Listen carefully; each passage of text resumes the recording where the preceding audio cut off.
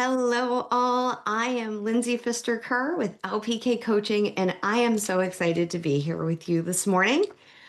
We're going to talk about an area that's very important to me and to my clients, which is the idea of overload. I've been talking about it for the last few weeks on different posts I've been doing, and I apologize. I've got a background noise, so if you can hold on one moment. We're going to talk about an area that So I apologize. Trying to live stream and do Zoom is always a interesting task. So thank you for hanging out with me for a moment. So again, we're going to talk about overload, something I might be dealing with a little bit at the moment. Just kidding. So overload is a really important, has been an important topic to me, to my clients. And the challenge with overload is it builds quietly.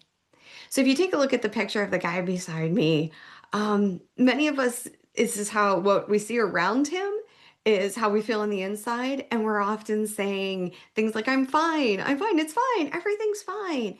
And a lot of people believe us because they're having a hard time understanding just how much is going on the inside. So, my goal today is for us to focus on what is overload? What does it look like? How does it build? And what's the story we should be that we're telling ourselves about overload, but what's the story of what overload really is? That's the first part we're going to talk about. We're also then going to look at how do we engage with it, because one of the biggest parts of dealing with overload is self-awareness. If we can catch ourselves, if we can know what's happening. And then from there, we're going to look at what are some ways to engage with overload to support ourselves and to be able to help us and support us. So when we're dealing with it, I'm, my goal is always to keep everything practical.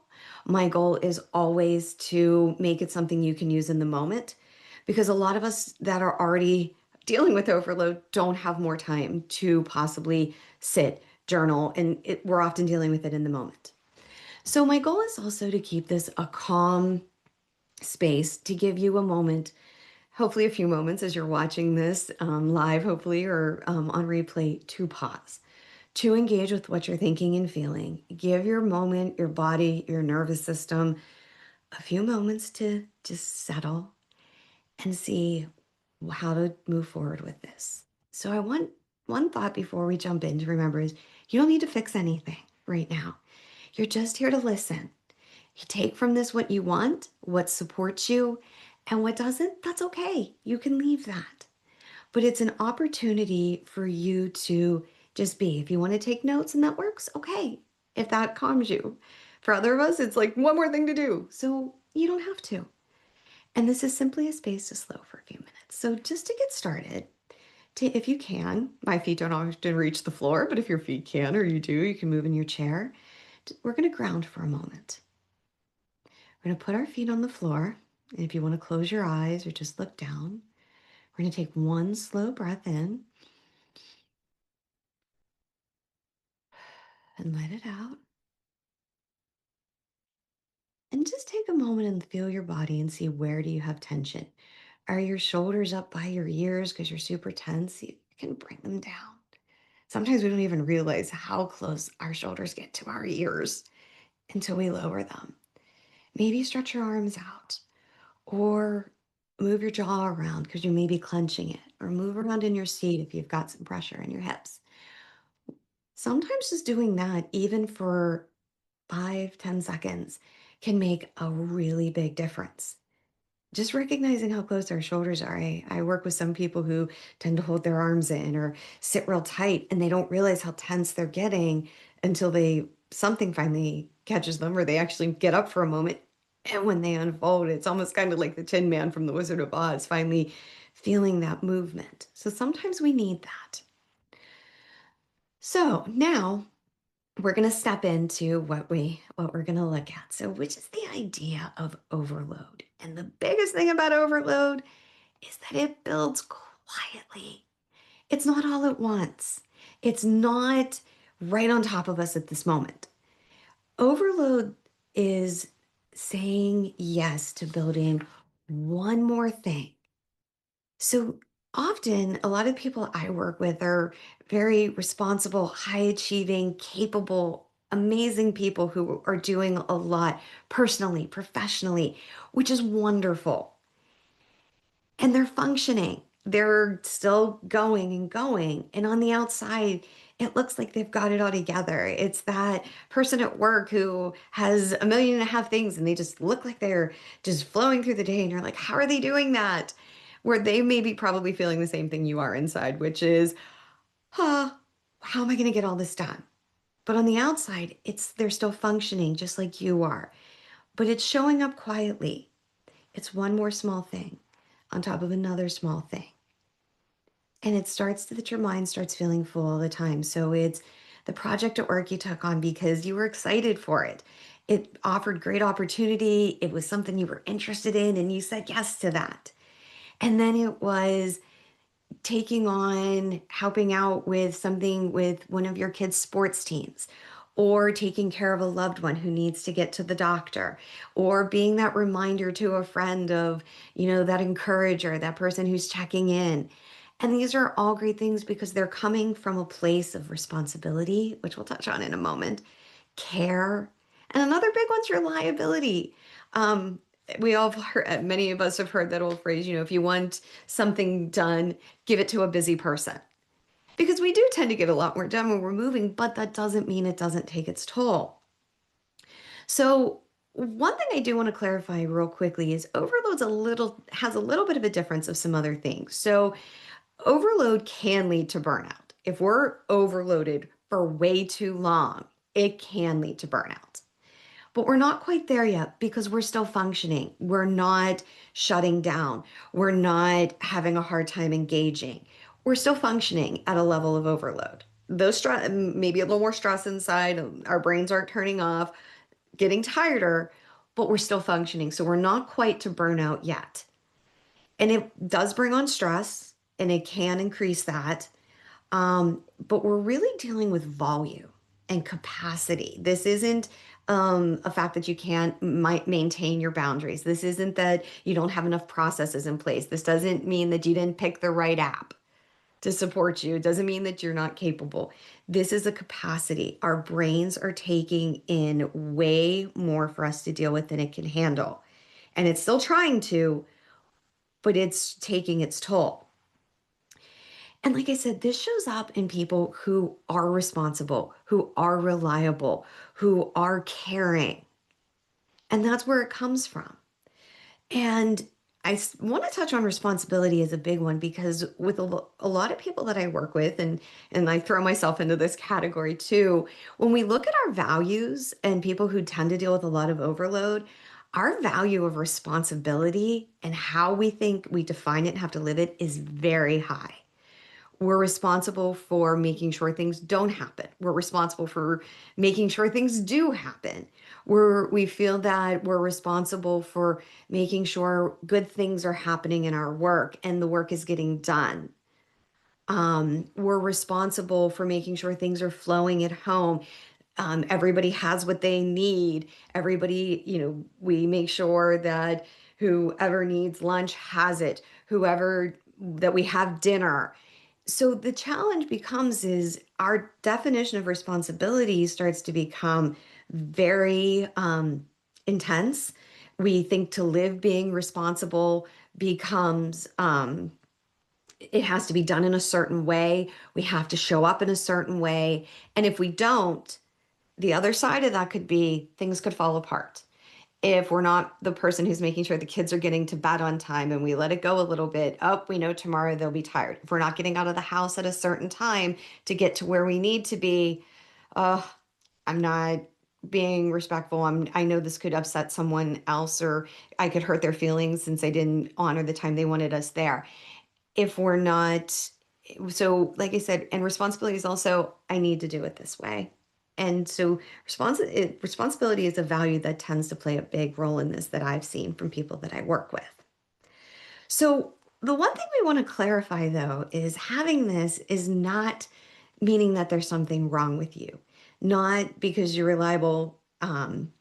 Many of us seem to think if we're overwhelmed, we've got all of this. We don't have it mapped out perfectly. We're letting it get to us. We're letting it keep our brains rolling, that there's something wrong. But in reality, overwhelm, it does not mean we're failing.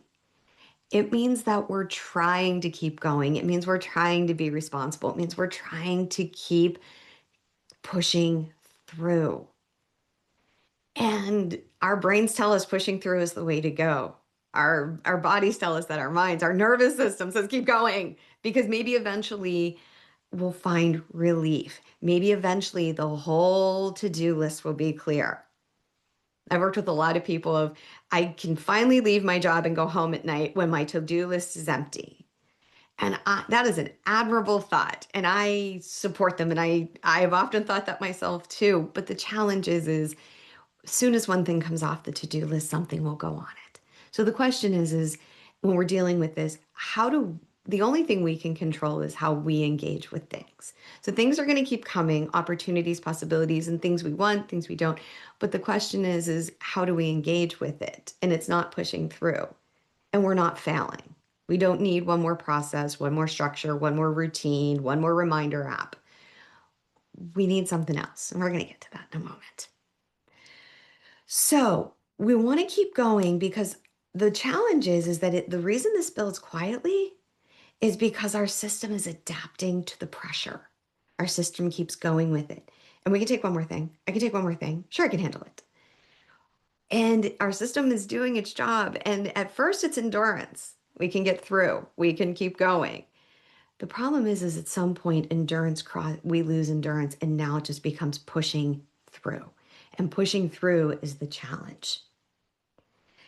And so what we want to remember is that when we understand what overload is, when we understand that it's the amount, when we understand that it's us trying to get all of it checked off or finished, or finally, we often say like, well, once I get past the holiday season, well, once I get out of this soccer season, once I get out of tax season, once I get past this project, we keep thinking this magical space is going to appear.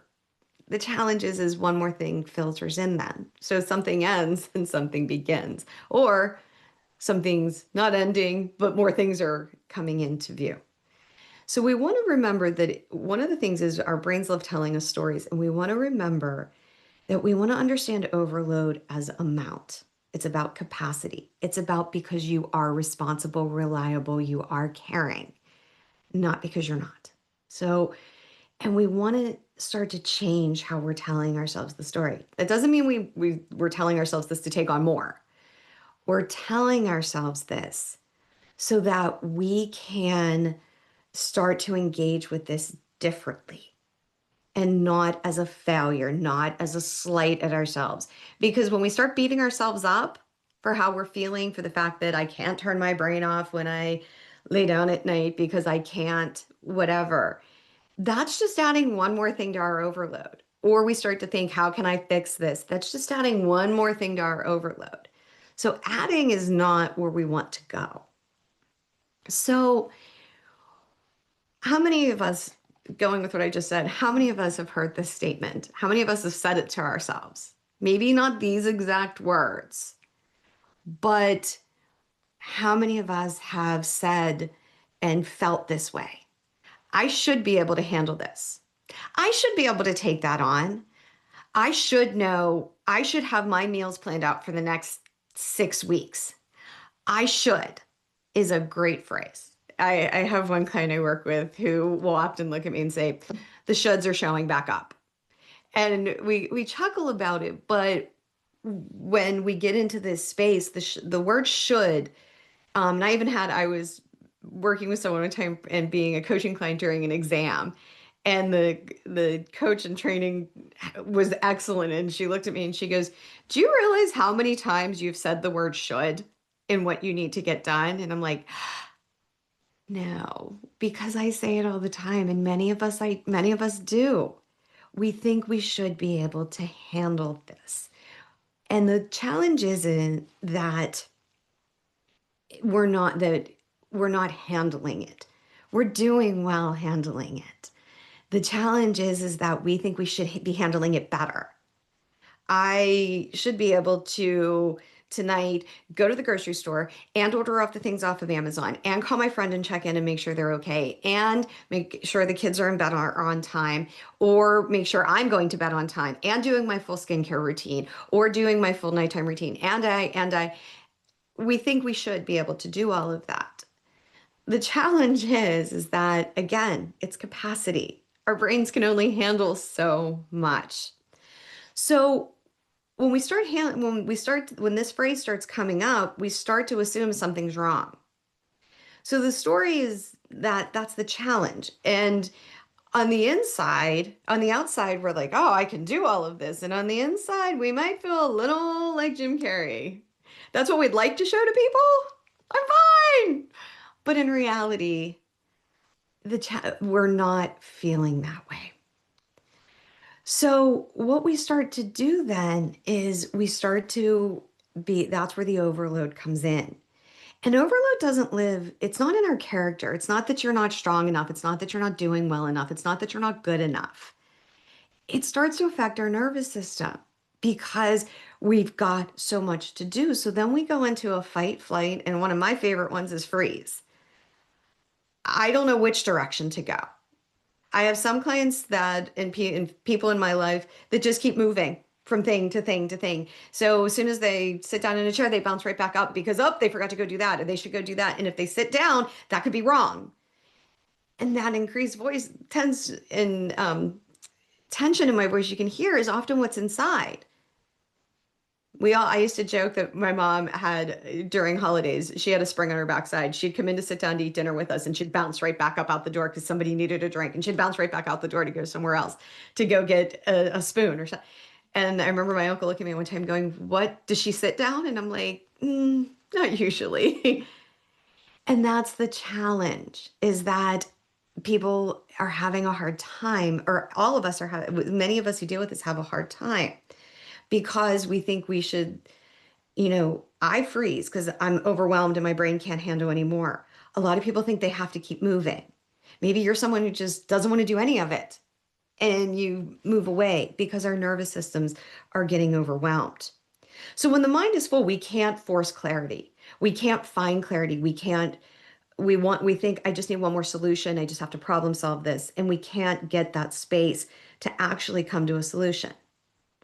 So if you think about it this way, if you've ever tried putting a puzzle together or tried doing a project or tried finding that problem in a data sheet, and you think if I stare at it longer, I'll figure it out. But we know in reality that if we actually get up and walk away, or we go to something else, which feels wrong, we actually do get ideas. I always tell people some of my greatest ideas are when I'm in the shower, not thinking about what I needed to think about. Um, and that's the challenge. And someone just shared, if we add all the micro positive things on top of the accumulated load and listen to our inner voice, the weight can melt off. And we do need that. We have to be able to focus on what's in front of us. So I appreciate people sharing on today. So our mind often tells us push harder. And I know one of the things I've run into with my clients is when all of this is happening, everything becomes a priority. Everything becomes a right now. So so we take the question of what am I going to have for dinner, or which salad dressing do I need to buy as I'm looking at my list, grocery shopping on my phone. And that question, almost when we have so much on our brains, equates to a question like, what job should I take from the two that I'm being offered? I know that sounds silly, and one's a big life changer, and one is, do I want ranch dressing or Italian? And do I want to make it and get the powder, or do I want it in a bottle? But the challenge is when our brain has so much to decide or so much to process through, everything becomes a top priority. Everything becomes a code red. And everything needs that because we can't. So what we want to do is see, how do we create space to be able to decide, is the salad dressing question as important as my future career? Or what is this question really? And how do I put it where it belongs? How do I look at what is in front of me right now? So we want to remember that clarity comes from space, not pressure. One of my favorite things I always try to remember is the idea of be still. And I'm horrible at it mentally. I know some people who aren't good at it physically, but I am mentally, I struggle with that, with be still. Slow down, give yourself a moment. So we want to remember that once we understand that we can stop fighting ourselves, we can stop fighting everything that our brain is telling it and work with it some and give ourselves room, that can make a huge difference because we don't need more effort. We don't need to do more, jump in more, keep going.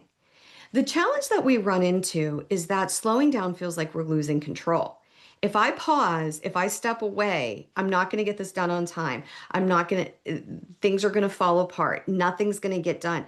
I may never come back to this. I may never re engage with this because, and there are some people who think if I drop this, I'll lose all momentum. And that's something I deal with a lot of my clients with is if I pause, because pause is a conversation I have with a lot of people because they are all of these things of capable, responsible, caring. And if I pause, I'll lose all of these things. So movement feels productive, whether it's mental movement or physical movement, it feels responsible, it feels protective. It feels I'm getting it done. I will get to that relief. I will get these things done. But in reality, that idea is actually not that it's a weakness, but and it's not easier per se, but it's easier because that's what seems logical. That's what seems to make sense. When in reality, we need to go in the opposite direction. The strength is actually saying, I can stop here and I can trust myself to come back to this. I can pause and the world will not fall apart. I can take a moment to breathe. I can, something as simple as I can go to the bathroom.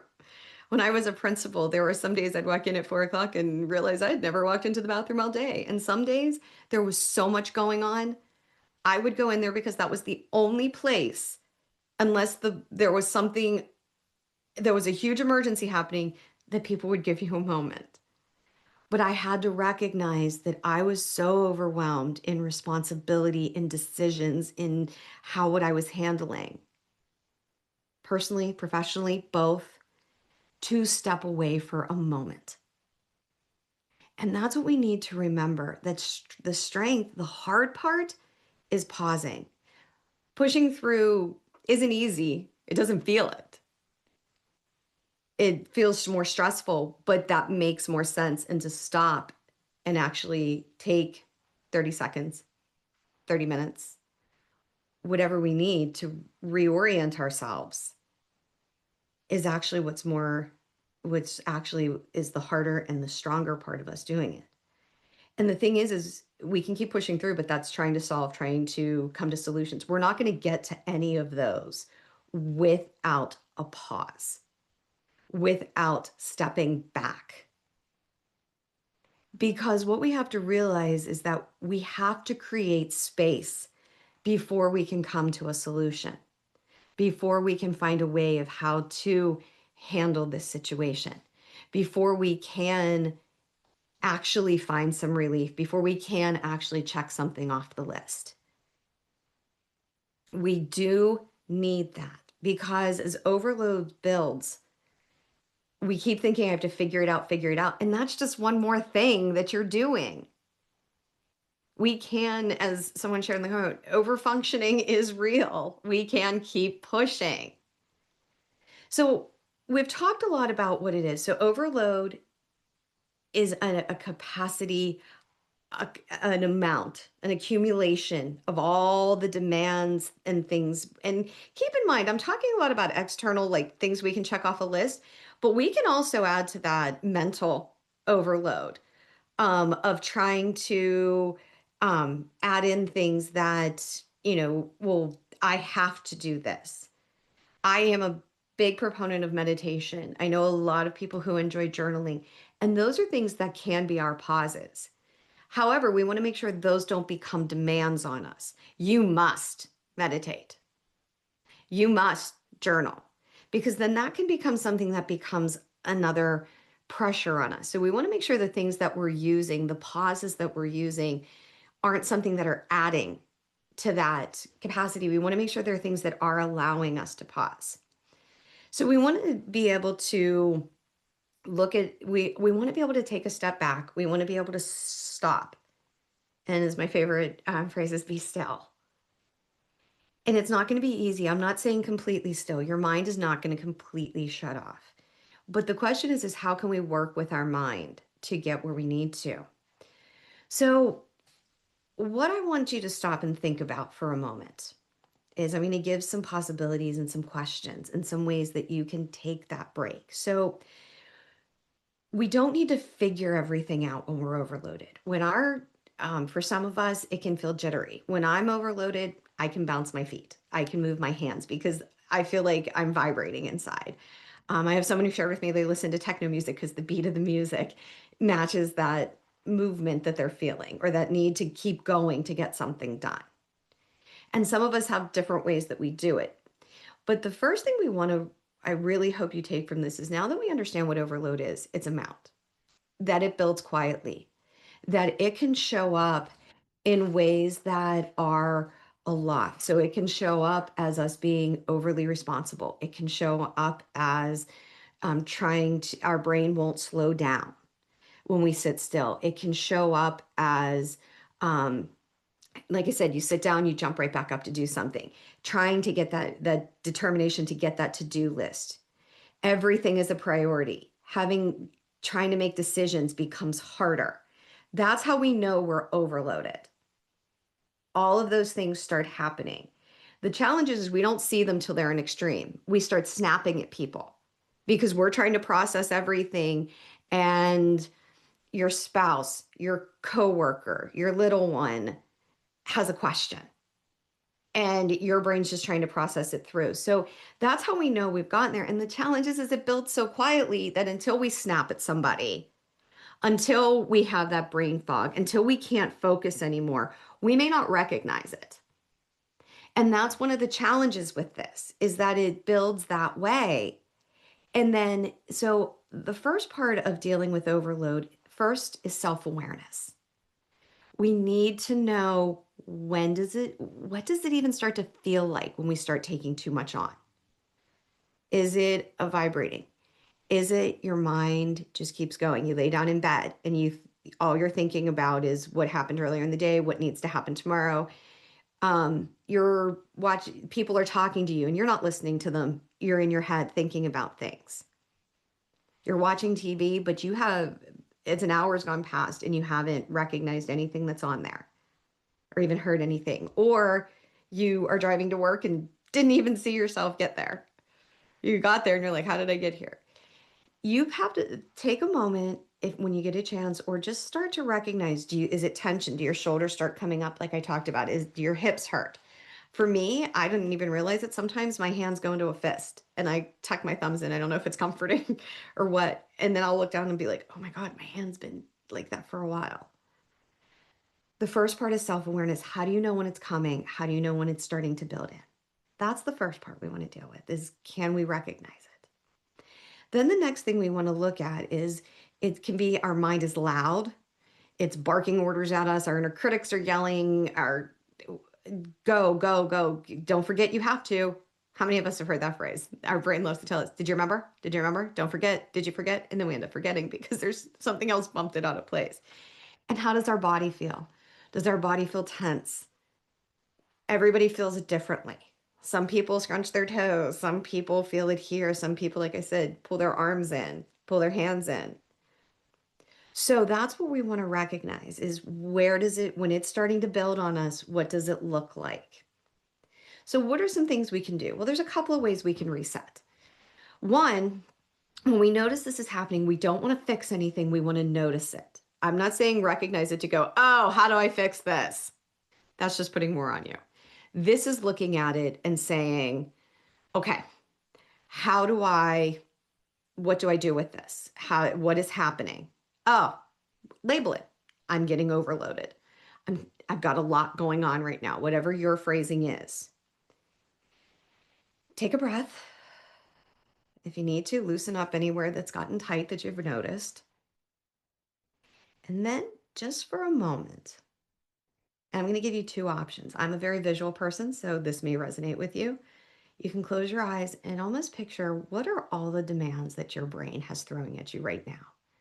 Is it, I keep going back because one of the questions I hate is what's for dinner? Because I'm the one in the house who knows how to cook. So is it, just playing around, whatever your questions might be? Could it be, where are we on the project? At the next stand up, what do I have to say? Is it, did I get the soccer gear that my daughter needs? Did I remember to make the doctor's appointment? And just sit for a moment and give your mind a moment and just hear what it's saying and take a step back from it. Don't be in the middle of it. And if you need to, visualize it. Or for some people, write it down. Get it out. Dump it out of your brain and put it down. Because getting it out, then your brain won't worry you forgot it. And then ask yourself, what do I need to do right now? What really needs my attention? If the doctor's appointment needs your attention right now, then you can go to where you need to. Maybe it's 7 in the morning and dinner doesn't need your attention yet. Maybe you don't need to worry about the soccer gear because soccer doesn't start till April. What can you give yourself the space to say, what needs my attention? Maybe the doctor's appointment and your work stand up is in 2 hours and you want to prep for it. You get to choose, and that will give you some space. And then ask, is there something that isn't mine? Am I holding the responsibility of how somebody feels about something? Am I trying to fix something or someone? What can I set down? What isn't my responsibility that I've decided is? And we can step back from that. And in those moments, we're orienting, we're pausing, we're not pushing, and we're deciding what do we need to move forward. And if you want to take an action, you can. You are implying intentionality. You want to remember that we don't have to fix anything. We need space. We need space to either move away from, we need space to orient ourselves. We need space then to decide what actually needs our attention compared to everything we're saying that does. So remember, overload is about capacity. It's when our brains have way more going on than it can handle. It builds quietly as we take on things that are demands, things that are requirements, things that we want. And we're doing it not because, and it's happening not because we're incapable, but because we are capable, because we're strong, because we're responsible, because people rely on us and we're reliable. But that doesn't mean we have to keep pushing through. Pushing through is not going to give any clarity. Clarity comes with space to recognize it coming, what's happening. Pause 5 seconds, 5 minutes. If you have longer, I encourage it. When most of us don't. And then engaging with it and giving ourselves room. It's not all going to go away. There is no perfect app. There is no perfect process or hack. The space is what it allows us to look at it and to be still and to give ourselves a moment. And sometimes we just need to get it all out and walk away from it. Go to the bathroom, get a snack, get a drink, take a drink at your desk of water or coffee. I know we'd prefer others sometimes, but that's not really usually a good idea at work, coming from a former HR director. So we need to do that.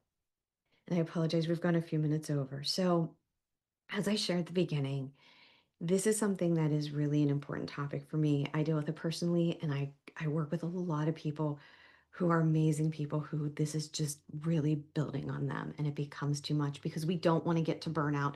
We don't want it to get to anxiety. We don't want it to get to levels of stress that are having negative effects on you. We want to recognize it and give ourselves room early. So as I shared, I am Lindsay Pfister-Kerr. I love providing people with supports like this, coaching, engagement, and also a lot of micro practical things such as our the 3 minute. If you want to scan this QR code, it's a 3 minute recess. It's a reset. No journaling, no meditation, just ways to refocus yourself and give yourself that pause. And please, if I can support you in any way, please reach out. I know this isn't an easy thing. Some of it we can take care of on our own. Sometimes we don't have time to do anything else, and sometimes we need a little bit more. So, again, I take care. Please feel free to take from this what supports you, and I hope you have a wonderful rest of your day.